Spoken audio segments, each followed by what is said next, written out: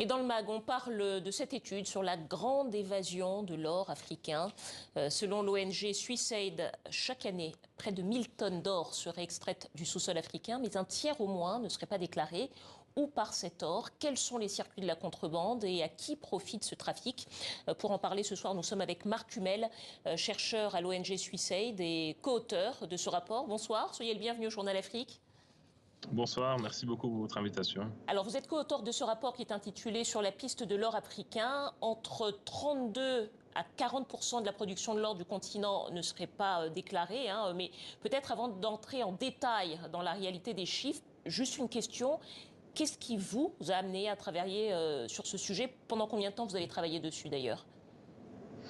Oui, on a travaillé plus de 3 ans à rassembler toutes ces données et l'intérêt était avant tout du fait que l'Afrique est le continent qui produit le plus d'or dans le monde et le problème de la production d'or non déclaré, le problème de la contrebande de l'or africain, c'est un problème qui est connu depuis de nombreuses années, mais l'idée de ce rapport était justement de montrer l'ampleur du phénomène à l'échelle du continent pour essayer justement de susciter une prise de conscience, et c'est quelque chose qui est demandé, je pense, depuis de nombreuses années par de nombreuses organisations de la société civile dans de nombreux pays africains. Mais là, l'idée était vraiment de montrer l'ampleur au niveau du continent africain pour susciter une prise de conscience, notamment des États et des gouvernements africains.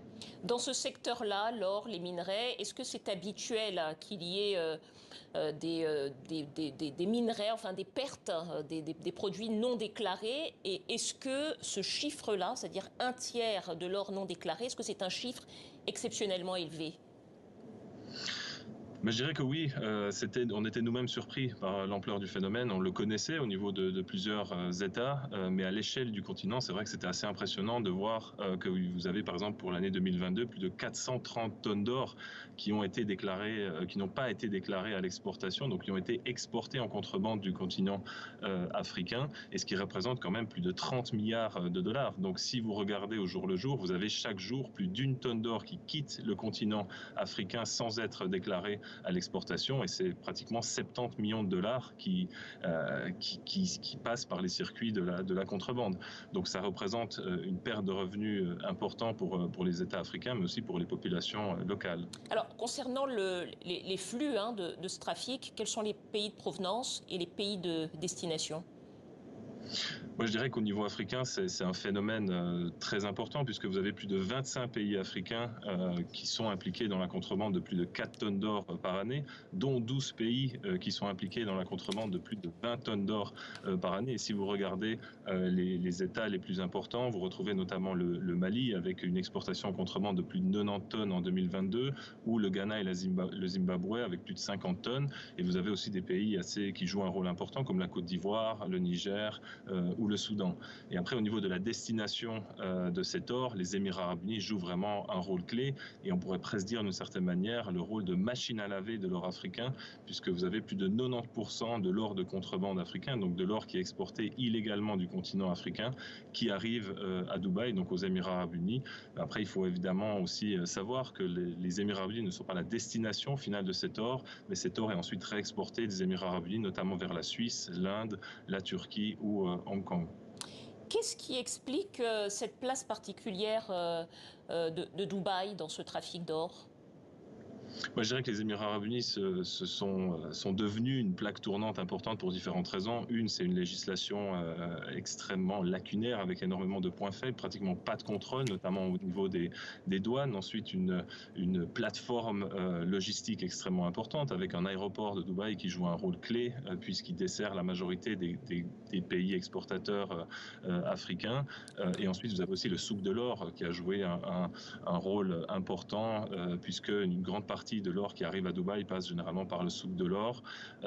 Donc ces différents facteurs font que Dubaï est devenu une place importante, et le secteur financier aussi a joué un rôle important, puisqu'il y a très peu de contrôle. Donc Dubaï joue aussi le rôle de préfinancement dans tous ces réseaux de contrebande que l'on peut retrouver dans ce commerce de l'or. Alors peut-être une question très concrète. On sait que pendant longtemps, pour ce qui est des diamants par exemple, autres minerais, ils ont beaucoup servi à financer des guerres. Est-ce qu'on a une idée pour l'or africain? Est-ce qu'il y a des raisons de penser qu'il finance des groupes criminels, voire des groupes djihadistes au Sahel, par exemple? Oui, je pense qu'il y a différentes études qui ont montré qu'il y avait de l'or lié à des conflits, que ce soit notamment le cas, par exemple, dans le cas du Burkina Faso, on l'a vu aussi dans le cas du Mali, on l'a vu au Niger, on l'a vu aussi depuis de nombreuses années au Soudan ou en République démocratique du Congo, de même qu'en République centrafricaine.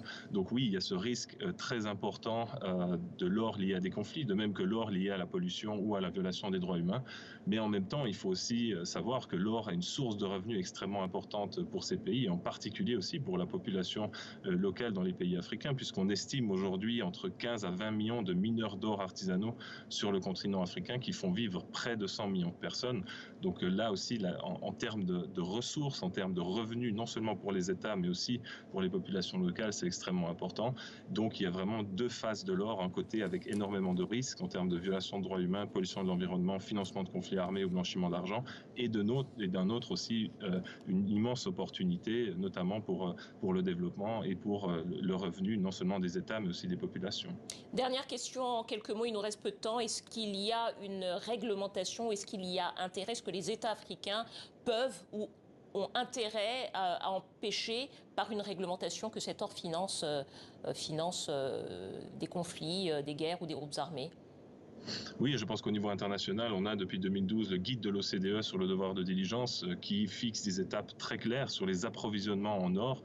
Ce guide a été repris par certains États, tout récemment, notamment par les Émirats arabes unis, mais on voit là qu'il y a encore de graves lacunes au niveau de la mise en œuvre. Donc je pense qu'il y a vraiment une responsabilité des États, non seulement producteurs et exportateurs africains, pour réglementer davantage ce secteur, mais aussi au niveau des pays importateurs, en particulier les Émirats arabes unis, mais aussi la Suisse, l'Inde ou la Turquie. Donc c'est vraiment une responsabilité partagée.